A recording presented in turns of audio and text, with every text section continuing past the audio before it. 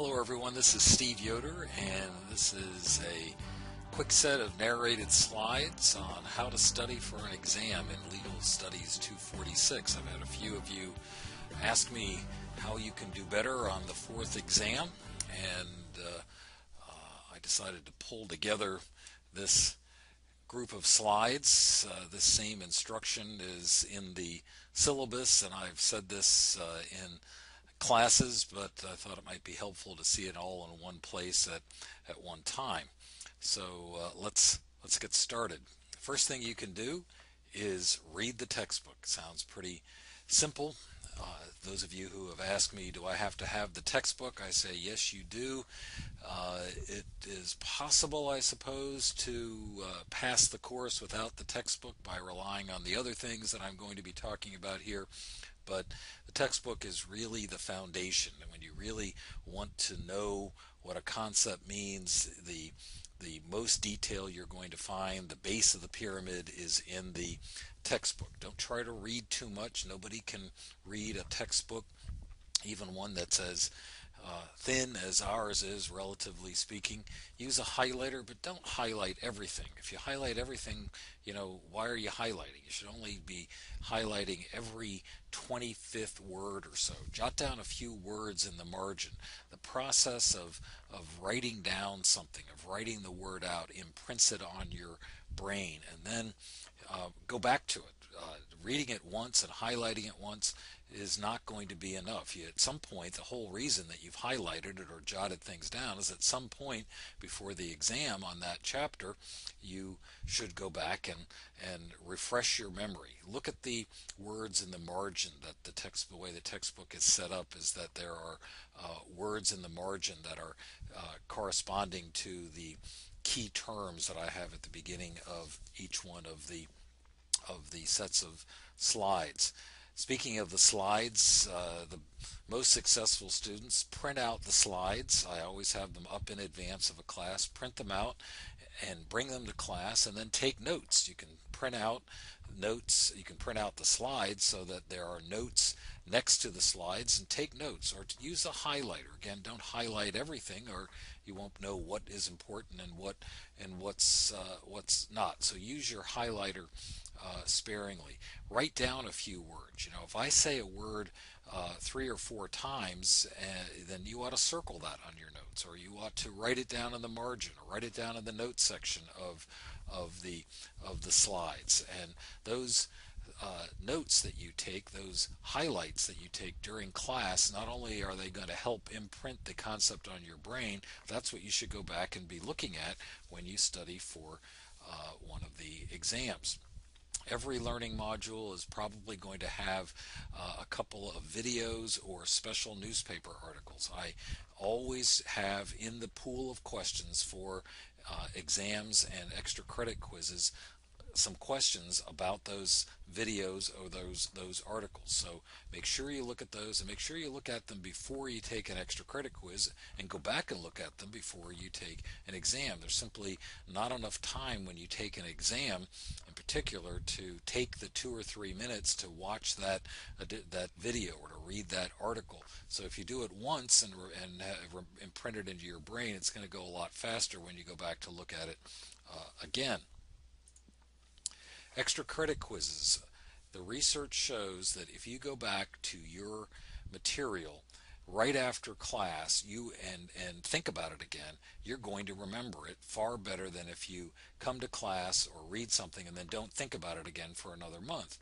So what I do to encourage you to go back quickly after hearing something for the first time is to go take one of the extra credit quizzes. Do it as soon as possible after class. You'd be amazed at how this will cause things to stick in your brain. You can do it from your laptop right in class, because the extra credit quizzes open up right after we finish a chapter.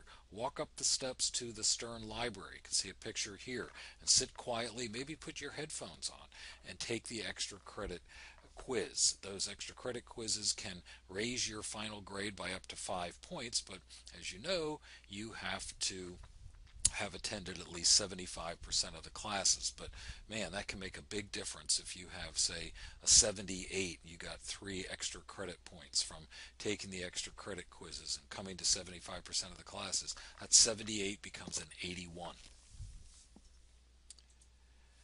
How do you study for the exam itself? Well, as I said before, go back and look over the class slides that you printed out and you brought to class. See what you highlighted. See what words you wrote down there. Go back and look at the textbook. Look at those words that are in the margin of the textbook. Give yourself a quiz. This is, I find, one of the most effective ways to study, is to either mentally or on paper pretend like you are giving yourself a test, or maybe pretend like you're going to give the test to somebody else. If you've taken the extra credit quizzes, you can use those to study as well, but you have to have taken them in order for you to be able to go back and look at them. The questions that are asked on the extra credit quizzes are often very similar to the questions that are asked on the exam, and every once in a while they're exactly the same.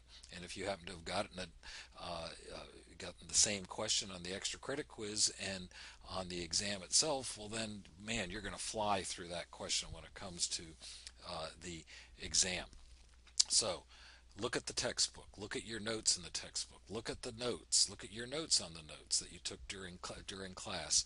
Look at the materials that were in the form of a video, and then go back and look at the extra credit quizzes that you took. Here's the point I was making before. Write yourself a test. There is no better way to learn material than to teach the material. Now, I'm not saying that you actually have to go to all the trouble of writing out, a question and then A, B, C, D, or E, but, use your own shorthand and give yourself a test, and then see if you can answer those. That is a very, very effective way to study. During the exam, find a calm, quiet place to take the exam.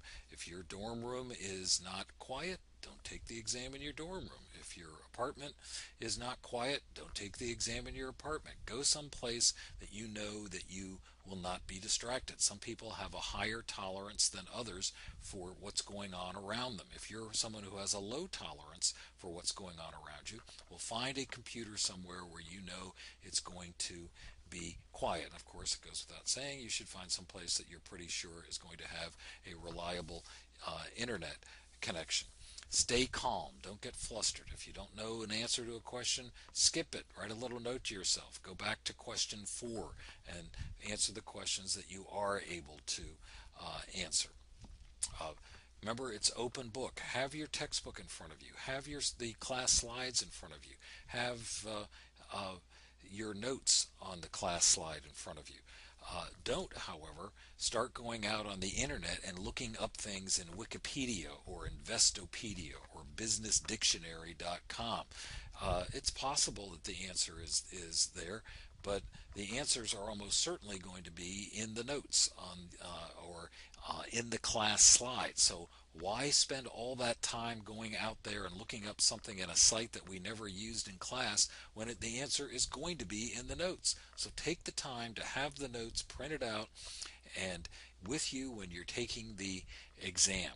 I guarantee you that if you've been through them at least once, your brain will remember that, oh, there's something in one of those slides. Let me sift through these class slides here and find the one that has the answer to this question. The question will be there. So that is it for this set of slides, and I wish you luck on the exams.